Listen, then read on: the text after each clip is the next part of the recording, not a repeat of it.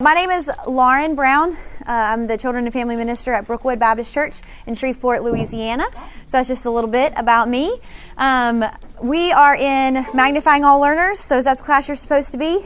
Very good. Okay, we're going to be packed full, but we have a lot to cover. We are going to look at the behaviors sometimes in our classroom that can become challenging, and a lot of times it's because we don't really know what's going on with a child. We're going to talk about making sure that we have good intake forms so that we can know the kids that are in our classroom, so that when we look at the behaviors, we have tips and tricks to be able to help them thrive within our classroom and to help them ultimately be able to focus and learn, because we have a great story to tell them, and that is the gospel of Jesus. And we want to be able to do that in the most effective way. So here, we're going to be able to, you should have a handout, and we're going to look at some of these tips and these tools to help our kids learn best, no matter the type of learner that we have in our classroom.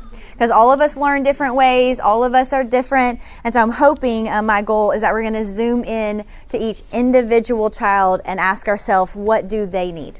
What does this child need? How can we meet that need so that they can learn the best in our classroom? And so we're going to go ahead and jump in for that. How many of you would say that more and more we have children with special needs in our classrooms in VBS? Yes. Would you say that's a true statement? Yes. Yes. Do you feel equipped to teach them? No yeses? No. Yeah, good. No, it is. It can be a challenge, but it is super sweet too that we can be a leader in our classroom that can include all children and that can teach and lead all children. So my goal today is hopefully to give you those tools to be able to manage any child that is in your classroom, no matter how they learn. And so the first thing that we need would be the intake forms are going to be very important. That you don't really have a whole lot of control over that, and if you've been in a different class with me, you may have heard me talk about that. But hopefully, if you don't have any kind of registration forms or questions that you ask ahead of time, you can bring that back to your director or VBS leader and maybe say, hey, this might be a good thing that we can start. But in our registrations, we should be able asking some questions about, does your child have special needs? We have found at our church that sometimes that question is skipped, even though when they need to answer that question, because maybe they don't want us to know. So if we change the wording to our question, or maybe we're not asking such a, definite, like concrete question, and we might change the wording, we might get better responses. For example, we may ask, would your child benefit from a buddy? Okay, so that's not as threatening to give me a diagnosis, but would they need some one-on-one care? They may answer that question more than if there's a special need diagnosis. Also, is your child trying to overcome something at VBS this year? Sometimes, is there a challenge that your child's trying to overcome? That may be a regression like in potty training. Maybe we have a 5-year-old that's in kindergarten and they've started having accidents. Well, they wouldn't put that under, does your child have special needs? But they might put that under, hey, we've been having some potty training issues, and it's there. Or my child struggles with loud noises. Well, that's something we need to know. So sometimes we just change the wording on our intake forms and registration forms. It can be helpful, and that helps us be able to plan for our classroom. What we're going to do is we're going to look at these 17 things on our sheet that you have in front of you, and we're going to break them down into 3 different categories that we see in our classrooms. The first category is body and emotion regulation. So a lot of times we see that our kids can't really regulate they might get angry quick. We have some of our boys in our class, or girls even, that you can just tell that when they're starting to lose control, they're getting mad, their fists are, we got to pull them away from a minute because something's about to happen, So we have kids that have trouble with their body regulation, but then also their emotion. We have outbursts, we have crying, we have shouting. So sometimes those are the behaviors that we see. We're going to talk about attention, how it's hard for some of our kids to focus, how it's hard for some of our kids to sit still and pay attention during our teaching times. And then we're going to talk about sensory seekers and sensory avoidance. So those sensory issues where they don't want to be around a certain sensory issue, or where they're seeking it, like chewing or things like that. And you notice like some kids chew on their clothes or chew on their hair. Like, we're going to look at that. And if we have kids that are going through or displaying some of these behaviors, we're going to talk about tips and tricks that will help you get the best out of your learning experience with those kids. So that's kind of where we're going in this area. So the first 6 on your form, we're going to talk about more of like body and emotional regulation for those first 6. And as a lot of you know, that I'm not good with time management. So if someone wants to give me like a 10-minute warning, like that would help so I can get y'all out of here. I'm going to talk fast because I have a lot to say and I'm scared I'm not going to get to it. So if you miss something or something wasn't clear, please stop me and I'll like clarify that for you. Okay. So if you don't hear me say something, it won't hurt my feelings to stop me. Okay. So the first one is allowing independent time and space. Allowing independent time and space. That can start with just a calm area of the room, a quiet corner, a calm area where if you're realizing that you have a child that sometimes just needs to take a break from the group. I mean, this isn't a timeout. It's not like you're in trouble, go sit in timeout. This is something that's going to teach them to be like, okay, just go take a few breaths, go sit over here, breathe for a minute and come back. Or it can be a place that's just, if it's too loud and too chaotic with the game that you're playing and you realize they're about, like you can just tell from their face, like you don't have to play this right now. Why don't you go sit in the calm area, quiet corner, whatever you want to call it. If you have a designated place for that, that could help some of the kids in your class. Also, knowing techniques for breathing is very helpful because we have kids that you can tell are getting worked up. Maybe they lost the game that you just played and they're mad because they don't like to lose. Like, it can be the smallest of triggers that can get an emotional outburst. And so breathing techniques are really good. If you like to Google and research and look up things, Pinterest, just Google breathing techniques and a ton of creative ideas will come up. So you can pick whatever's best for the age group that you have. One of my favorites is cookie breathing. Have y'all heard of cookie breathing before? Anybody? Cookie breathing. So cookie breathing is kind of a way to help explain and model breathing so that a child can calm down.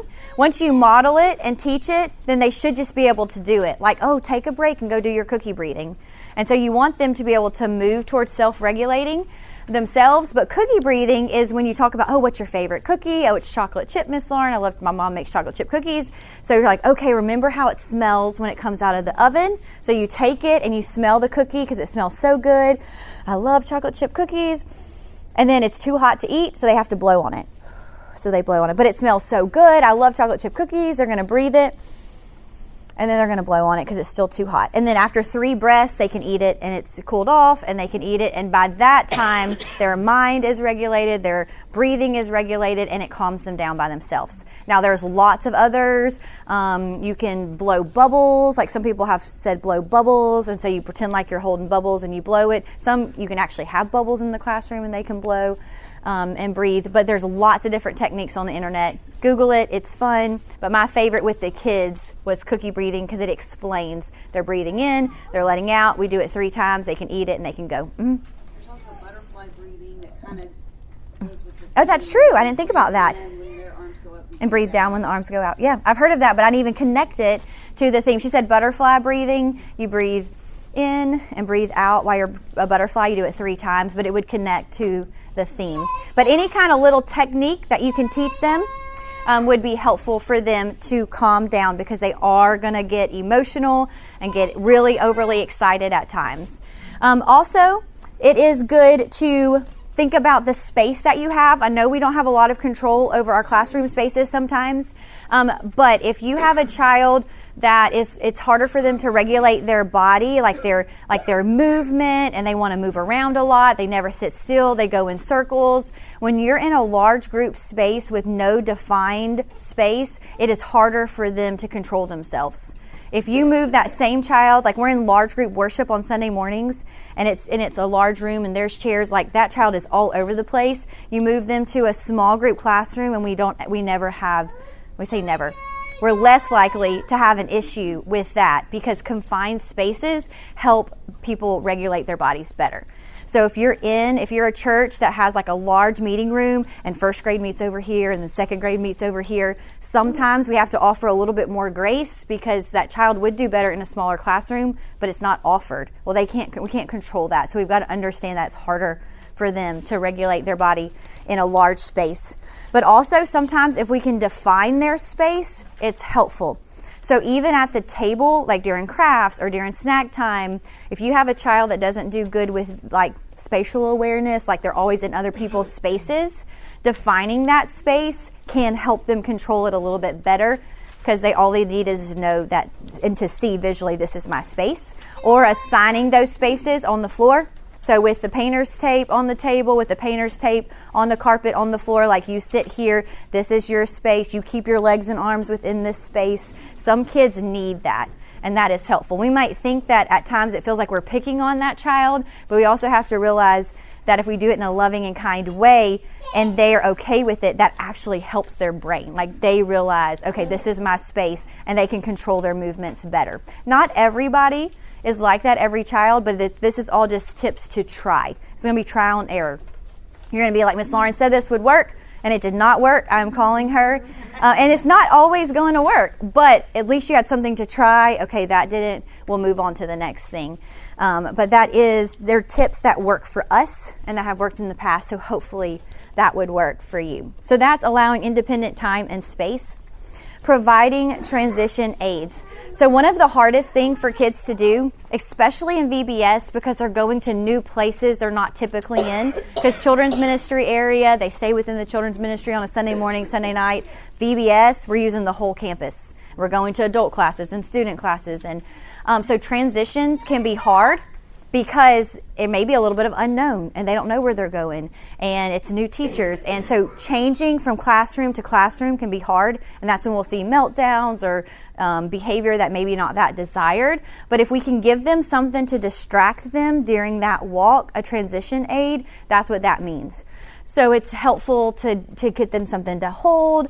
One of our boys, he was a fourth grader. Transitions were awful. Like we had to start working on it like 5 minutes, 10 minutes before we were about to leave to go somewhere else.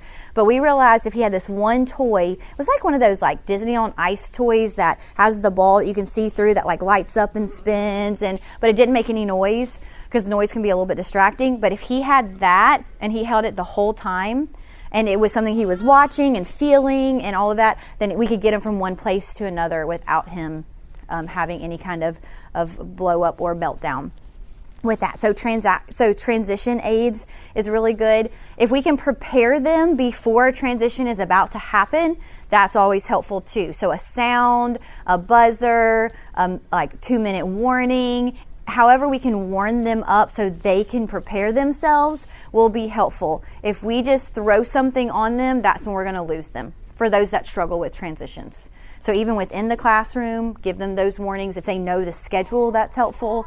But transitions can be difficult and can cause some of those distractions within the classroom. The third one is provide controlled options. So as a teacher, sometimes or a leader, it's helpful for us to give up some of our control. I don't know about you, but for me, I like control. So it's harder for me to give it up. And so when I've sat in these classes about giving them control and giving them options, I'm more of a do what you say when I tell you to do it. Or do what you're supposed to do when I tell you to do it, right? And that doesn't always work with our kids these days. There's a book called Teaching with Love and Logic. Have y'all ever read that book? Oh my gosh, it's the best book ever. So if you like to read, Teaching with Love and Logic is fantastic. But one of the quotes in that book says, teachers gain the cooperation they need when they give away the control they don't need. And so I think that as teachers, sometimes we have to remember that when we give options, sometimes we can get a better desired behavior. So for example, we can do if-then statements. So if you'll do this for me, then you can, and they can pick maybe something. Maybe you have some options, like reward options, if they get to be the leader, or if you sit in Bible study and you are put on your best listening ears, then you can be the leader to walk to crafts, or something like that would be a reward for them.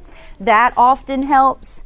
Also something called ACT limit setting, ACT, act limit setting. You acknowledge their feeling. So the A stands for acknowledge their feeling. Then the C is communicate the limit. And then the T is target the choice. So what that means is we want to acknowledge, like, I know you are enjoying this game. I know you're having so much fun. So we're acknowledging how they feel, but we're setting the limit, but we're saying, I know you had so much fun. I know you're enjoying this game, but we cannot throw the ball in this room, or it's not safe to throw the ball in this room. But you can choose to roll the ball to a friend or whatever choice you want to give them. So we're acknowledging how they feel. We are setting the limit, like you can't do this in the class, but then we're giving them a choice. So sometimes that can de-escalate a situation than us just saying, you're not supposed to throw that ball in this class, that kind of thing. Mm-hmm. What did you say the T was for? Target the choice. So that's what we're giving them a choice to do. Like, instead of just telling them, no, are you crazy? You're not supposed to act like that. Then we say, hey, I know you love to throw the ball. I know you love this game, but it's not safe to throw the ball in the classroom. So you can either do this or this. Move to another activity or roll it to a friend or whatever you want to do. So that's kind of helpful. But we do want to give them options. Someone doesn't want to come sit at the carpet to hear the story. They want to stay at the table. That's a battle that you're going to have to decide within your classroom if you want to have. If it is and you want them to come sit down, then maybe you give them a choice of where they sit. Instead of saying, come sit down at the carpet and sit right here, just like, hey, we need all of our friends to join us at the carpet, and you can either sit right here or you can sit right here. And even just giving them a choice of two places helps because they feel like they have control. So a lot of kids do better with that. Number 4 is playful distraction.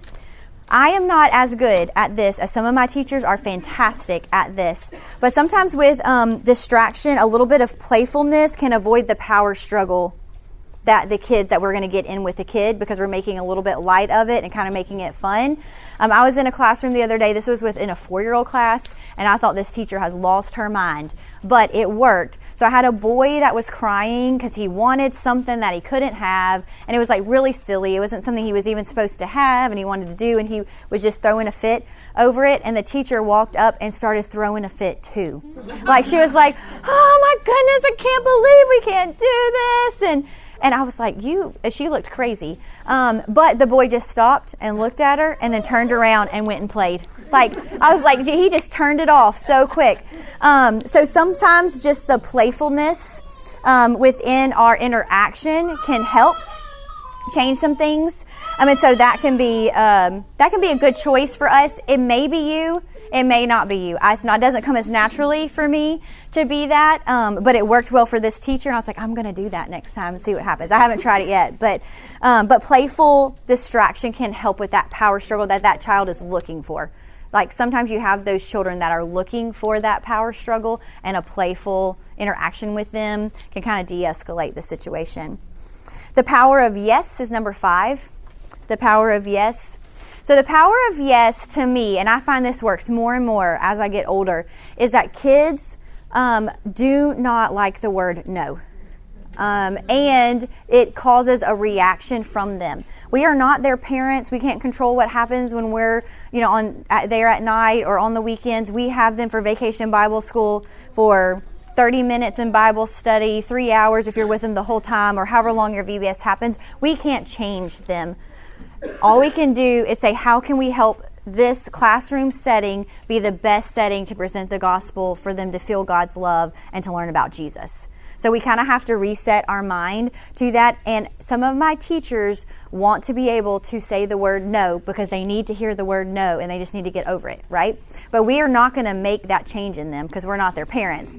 But the power of yes, if we can still change our verbiage where the answer is still going to be no, but we don't use the word no, then it's going to create a little bit more of a happier scenario within your classroom. Okay, so for example, if a child is ready for snack and it is not snack time yet at VBS, and you know they're about to throw a fit because they are ready for snack right now, and they come up and they're like, "Hey, Miss Lauren, like is it snack time?" Well, you've already went over the schedule 3 times at this point, and you don't want to say it again. So naturally, you could just want to say like, "No, it is not. Go sit back down." Like, you know the schedule. But no can be a trigger word for some of our kids. So it is, "You know what? I am hungry too. Snack would be so good. I think we have it in just a minute." Well, it may be an hour away, but they don't know that once you have games. So sometimes it's just the change in your verbiage and how you talk to them that might help a child just be able to do that. So no, go sit back down. You might get a different reaction than, "You know what? I'm hungry too. I think we're going to do it in just a little bit." So just changing that. The power of yes is helpful at times. And then number 6, display your schedule and rules. A lot of times for VBS, we don't have that, but in like a school setting, we do. But for our schedule, some of our kids do a whole lot better when they know what's going to happen next. And you're going to know that because it's going to be the kid that comes up to you every 5 minutes that's like, "What's next? When do we do this? What is this? When is snack time? When do we go to crafts?" Even though you've already done it. So it might help in your sanity if you have it listed, and they, your older kids that can read, then you just say, "Oh, it's on the board." And that's all you have to say, and you can keep going. "Oh, check the board. Come tell me you come tell me what's next." And then it puts a little bit more control in them. They know they're not getting anxious, they're not getting fidgety because they don't know what's about to happen, because they know. They feel like they're in control, they understand, and it can help some of those behaviors help. Okay, so those are the first 6. How do we feel? Okay, I'll open it up for questions at the end, so just like write them down or stop me if you have anything specific, okay? Okay, the next 5, so 7 to 11, those are going to be more for your, to improve focus and attention. We're going to talk a little bit more about that during maybe our specific Bible study time, or if we're in missions where we're really wanting them to hone into what we're talking about. And so these next 7 through 11 will help us with that. Number 7 is allow time for brain breaks. So these kids need to have breaks from thinking so much. Like if we're pouring a lot of stuff on that they're having to process and think through and apply to their life, then they might need some breaks, and that will help us retain their attention for longer periods of time. So brain breaks will help. Typically they want brain breaks to happen maybe every 30 minutes for our grade school kids. Obviously you're not going to make them sit still for 30 minutes. Hopefully you're involving movement in your story time and interaction and talking. But when they're really needing to focus, I wouldn't want to go longer than 30 minutes for some kind of brain break. Brain breaks, they say, work best when you're doing cross-body movements, because we want both sides of your brain interacted for that break so their brain can rest for a little bit. So that can just be like pinwheels, where you're taking this hand and you're touching your toe and then bringing it up and then putting this one. You're doing cross-body movements. Just do 5 or 6 of those and then go back to it. Jumping jacks. It's not cross-body, but it still has both sides, movement on both sides of the brain going. So jumping jacks can help. Just a real quick, "Hey guys, stand up. Let's do 5 jumping jacks." And then we jump back into it, depending on how your schedule is set up and how long you have them focusing hard on one thing. So that's for that. Have any of y'all asked some of your 2nd and 3rd and 4th graders to do jumping jacks lately? That's fun too, because they don't really know how to do jumping jacks. So that might be something fun for you to watch them do jumping jacks. Okay, so brain breaks can help you do that. Also, in your teaching, you're going to, after night 1 or day 1, you'll be able to say, okay, I didn't realize I was going to have this many boys, or I didn't realize I was going to have this many girls. And you might have to start to adjust how you're teaching. And so you may realize that you're losing their attention quicker, and you might need to add more movement into your lesson. So acting out, have them come up and get something out of a bucket and bring it back. You might do a gallery walk where each part of your each part of your Bible story is in a different part of the room. So you walk over here and you do the first part, and then we walk over here and do the second part. So having movement while you're teaching helps get more focus and more attention, and then also having body responses during your teaching. So not like getting up and moving around, but hey, give me a thumbs up if you got that, or hey, put your hand up, or tap your toe if you think this is going to happen next. So when we're asking questions or when they're engaging in our story, they're moving at the same time, but not getting up and down. They can do that from their seat. You can give me a thumbs up, you can clap your hands once, anything to help them focus because it allows them to move. I haven't done a lot of research to back this up, so I may be telling you a story, but I'm going to say it anyway. I was reading something that said, like when you're exercising, if you exercise, I've heard this, I don't exercise, but like when you're using weights and aerobics and stuff, like your arms just start burning after a minute because they're wanting you to like do all this stuff. Okay. Well, they say that kids sitting for longer than they're able to process, that's how their whole body feels. So I did go work out once, and I did one of those aerobics, and I couldn't even tell you what the lady was counting. Like, okay, you have 2 more or 3 more. I wasn't even focused on what she was saying because my arms were burning so bad. I just wanted to put the weights down. So I can't even tell you what song was playing, what she was doing, because I was waiting for the second that she said, okay, good job, and you put it down. That's how their bodies feel. They're not listening. When they get to that point where they can't move, like they said, that's how this article I was reading said that's how their muscles are feeling. Like they're not focusing or listening to anything you're saying because they're waiting for the moment that they can move again. So just integrate that into your story time and lessons to allow them to move. Okay, 8, change up the seating assignment. Sometimes when kids just need to focus a little bit better, you just need to change where they're sitting. Maybe you realize they were sitting by a window and they need to move away from that. Maybe they're sitting in the back of the class and they move a little bit closer. Maybe it's by a friend they shouldn't be sitting by. So sometimes just a simple change might help the kids focus a little bit better. Number 9, getting on the child's eye level and changing the volume of your voice. That's just a simple way to try to get their attention quicker than maybe you would otherwise. Sometimes the power struggle, like I said earlier, can be really big with these kids. They want to be the one in control. And so if you're over them and you're getting mad at them and telling them something, you're going to lose it. You're going to lose them because that power struggle is there. And so if you can get down, you can talk to them, that would be helpful to get their attention better. And then also changing the volume of your voice will get even the whole classroom, you can get their attention back. So if I'm talking normal and then I start whispering and I'm starting to tell you the rest of the thing, everybody kind of like comes in because they want to hear.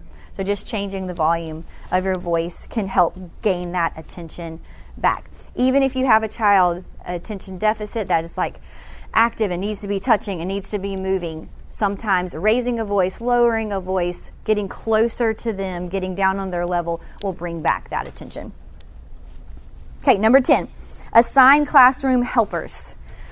So the best thing I can tell you about this is that as much as it might go against rewarding bad behavior, sometimes kids in our class who do not give us the best attention, the best focus, sometimes need to be rewarded with a job. And it may seem like a reward because everybody else is sitting and doing what they're supposed to, but then you're going to allow them to go do something for you. So it may seem like you're rewarding bad behavior, but sometimes those kids just can't sit there and they're going to be more distracting to the kids that you're trying to talk to. So simply giving them a job will help.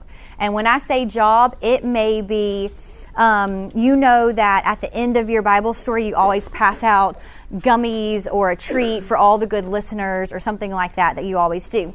So they know that when you get to a certain part of the story, their job is to go back to the back, get the bucket, and bring the bucket back to you so that you're ready for the next thing. Well, he's sitting there listening because he's ready for that privilege of a job that he's about to do. And then he gets to move when he might have to move before the others are moving, and then go get the bucket and then bring it to you. So sometimes giving them a job will distract them from the behaviors that we would be getting from them not focusing. Does that make sense? It could be even one of my teachers, it was just very hard for one of our friends to focus. And so he goes and sets out their snack, because their snack, well, this is on a Sunday morning, so not VBS, but it may be their activity, a sheet of paper that they're about to fill out or color He goes and puts it on the tables, because right after Bible study, they go sit at their table for their little snack. So he's still listening. Afterwards, he can answer all the questions I have about the story, but he's not sitting at the circle time listening to the story. He's putting the snacks out on the table for what's next. But now we don't have a child sitting there distracting everybody else, but he's still listening. Okay, does that make sense? So sometimes just assigning a helper or a job to them. There was one story that I heard of that these were 3 foster kids that were in the classroom, and they were having behavior problems with them. And one of the things that they realized was that they were kind of like anxious, and it was just a lot going on, and it was just overwhelming to them being in a church setting. And so what they had him do is one of the boys was just in charge of closing and opening the door when it was time. And the reason she did this is because she realized that one of their things was they didn't feel safe. Like these kids came from a background they didn't feel safe. And they realized when he would go and close the doors, he was in control of their safety. Does that make sense? So you kind of have to look for ways that they can serve, lift their giftedness, and plug them in, and it can make the world of difference. So just an idea there. Okay, 11. Use a time-in strategy. Often in our classrooms, we want to be like, time out, remove them from being from distracting others. So this is kind of like a reverse. We want to pull them closer in, especially at VBS when we know that we have communities there who are not normally in our church setting. They don't know our church rules. They don't know what's going on. My 3 kids are all in high school, and so we talk a lot about what is allowed at our house versus what's allowed at other people's houses. And we talk about how we can't expect non-believers to act like believers and those kind of things. Well, I think the same thing has to be reminded within our classrooms too. Like our kids, our church kids, sometimes don't even behave right. And so then we have these community kids coming in too that have never even been in our church, and how are we should expect them to behave that way. So we need to pull them in closer. So time in is, hopefully you're not the only one in a classroom. You have a co-teacher, you might have a student worker in your classroom, and they pull them in closer. So they're disruptive, they're acting up, they're cutting jokes when it's supposed to be serious. Well, that time in would just mean one of those co-teachers, student leaders would go sit by them, pull them in closer, feel like they have a buddy, feel like they're loved. And so you pull them in closer, then push them away. Does that make sense? So it kind of helps in our VBS setting when we have more grace allowed there. Okay, the next 3 are going to be more sensory driven. So 12, 13, and 14, we're going to look at sensory. So the first thing is create a sensory bin. It's really hard for me to tell you everything that could be in this because it depends on the child that is in your class. So it could be that they need something to hold or touch during Bible study, during transitions. You can put it in that sensory bin. It's just like a bucket that holds things that the kids may need to hold. Some classes have a sensory bin and they have something for everybody to hold during Bible study. It's not loud, it's not distracting, but they realize, hey, my class, all of my kids just need something to hold. So they're not fidgeting and touching other people. And so they have a sensory bin and everybody has something to hold. It can look different. It can be headphones if that child in your class doesn't like loud environments. You know your game's about to get crazy and everybody's like rolling a ball and getting from here to there and getting in groups because your curriculum encourages you to do some of those games. They might need headphones. So everything is going to look different. The sensory bin is just a reminder to look at the kids in your class and say, what can I get to put in here that will help them? Does that make sense? It's hard. I have some stuff over here. These are just different things that we use. Things that are tactile for sensory, that they have like little spikes on them that they can hold. These are those little poppets that get so popular. They can have in their hand and push. Sometimes they just need things in their hand. You have to model it, teach it. You give this to somebody and they could just start throwing it across the classroom, and that's going to be distracting. So you can set limits and boundaries with it. Like, I would love for you to have these. We have the sensory bin, but once we can't use them correctly, we'll have to pick them up. You know, we're going to have to model and show them what to do. But poppets are popular. And so those are just things to think about for those friends that need tangible things in their hands as well. Okay, also, What did I say? Okay, the next one's 13. Oral sensory input. So our kids sometimes oral, they're chewing on things. They have their shirts in their mouths. They feel anxious when they're not chewing. So some of our kids do better like with snacks, or you may find yourself in the snack setting where one kid's never done with snacks and they want their snack and then they eat their friend's snack and then they eat their friend's snack. Well, it could be because they're wanting that oral stimulation is good for them. Like it takes away anxiety. They feel better when they're chewing. They feel better when there's pressure in their mouth. And so we could easily get mad because they're just, stay away from the snacks. Don't stop grabbing them from the back of the table. Stop taking your friend's snack. But we might need to realize maybe they would do better with something to chew on. There's different chew items, like there's little necklaces that they can wear that they can chew on. There's things that we can give them in our sensory bin that would help with that. Sometimes for our youngers, biters, some of our biters are just wanting something sensory because it feels good to bite down. And so they don't know that it's when they're 2 and 3, they're trying to learn that better. So we give them things to chew on. And so just think about that. I have not tried this because this is something I've learned. So I am going to try it. I just haven't tried it yet. But if y'all try it and want to let me know, you can. But there's something called like sensory shock for oral, like mouth, that some kids just need a little bit of something sour to shock their body into being regulated and knowing and like focusing and being able to think and opening up their brain. So this is Juicy Drop Pop. And it's just like that sour gel that you can put. And so the best that I could say way to use this, we have buddies at our church and they have buddy bags. So these are our grace bags that our buddies wear if they're in a classroom with some of our kids that need extra help. And so if that child needs something like that to be able to focus and pay attention, then they would have this in their buddy bag. It wouldn't be for the whole class. It's like, hey, open up, here we go. But it would be in that person's buddy bag, but that can help just be what their body needs. Gum chewing, which obviously I wouldn't recommend that at VBS for everybody, but just, I know my daughter, she chews on her necklaces, like during volleyball games and stuff.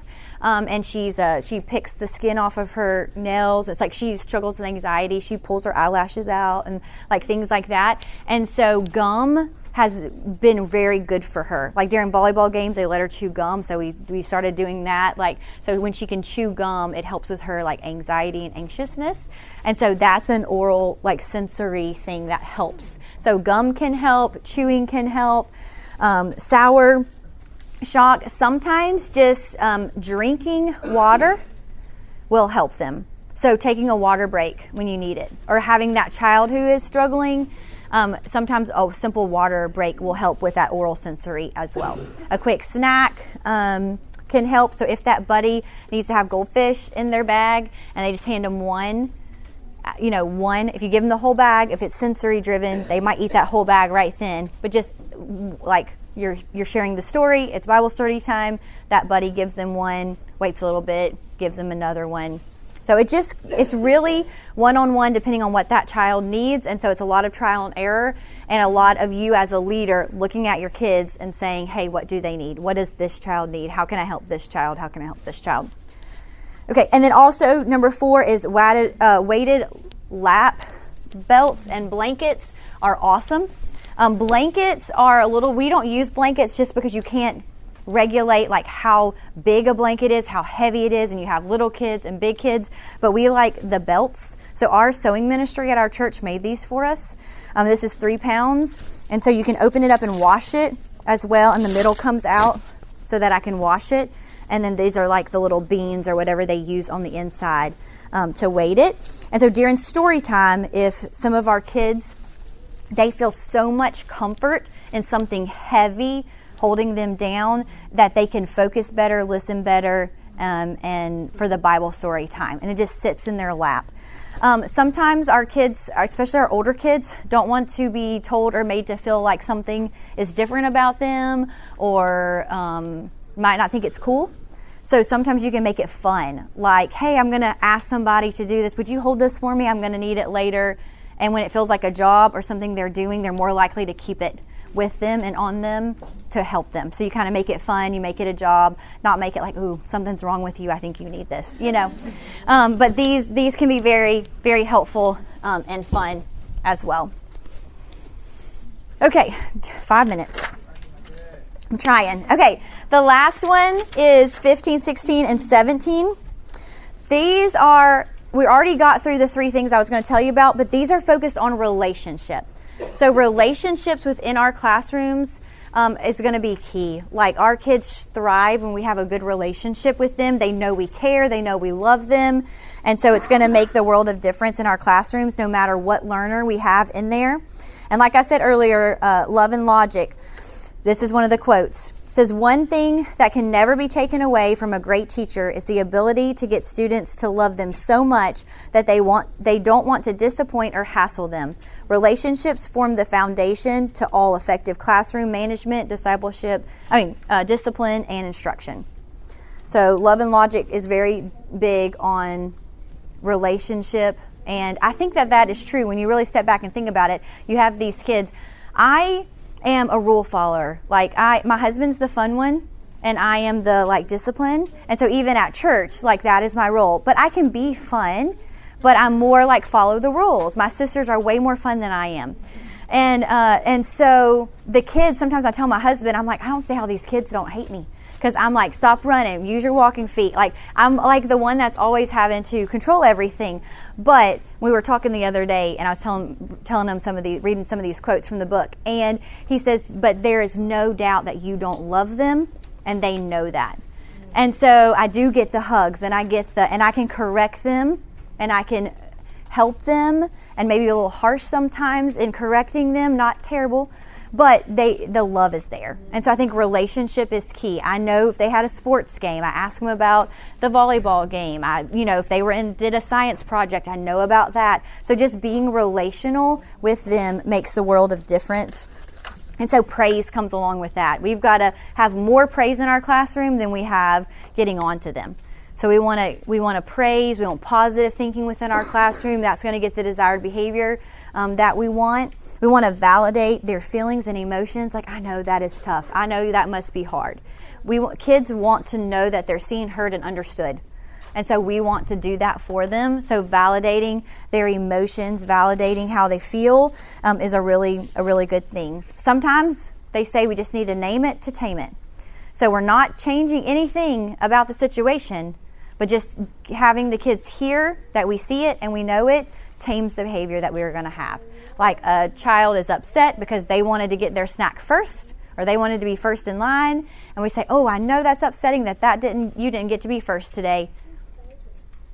Okay. You're not changing anything about it, but you're naming how they feel. Yeah. So that can help as well.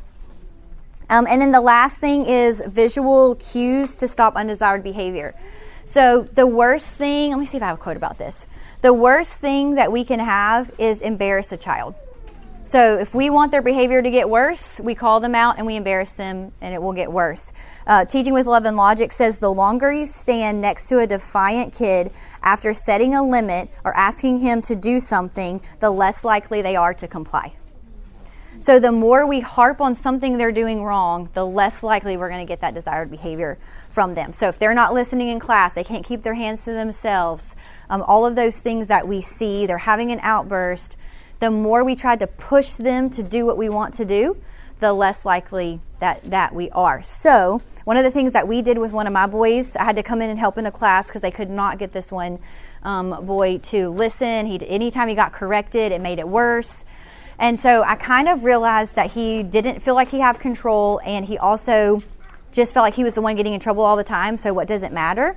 So we came up with a hand signal, and I let him decide, and then he would get 3 warnings. So the first time I did the signal, I'd make eye contact. He made me point my nose. So I thought, too, that gives him control. He can make fun of me if he wants to. He could, feel like he's in control, but he's not. And so his first warning would be but it would not stop. I didn't call his name. I didn't correct his behavior. All I did is he knows, And then I did it a second time. I think the third time it was that afterwards he knew that I would have to tell his mom or his dad or whoever. But that worked so much better than calling him out loud. than calling them out, making them stop the behavior. And it was a whole lot better. Not perfect, but better. And so I just think that we do need to understand that sometimes calling kids out from a behavior that maybe they can or can't control will make the situation worse. So did I get through all of them? Yeah. I did good. Okay, the last thing is, which I already told you, buddy programs are great. So if your church doesn't have a VBS where they're going to put a buddy in your room for someone, a special needs that needs it, ask about it. Maybe you can recruit one for your class. That would be great. A student worker is always fantastic with that. So consider a buddy. This is my email. I think, yes, Lauren@brookwoodbaptist.com. If you want anything from me, have advice, want to talk on the phone, Zoom call, whatever, just let me know, Lauren@brookwoodbaptist.com. And I think your day is over, right? Y'all are done? I'll stay up here for a few minutes if you have questions specifically towards something at your church, but otherwise, you're free to go.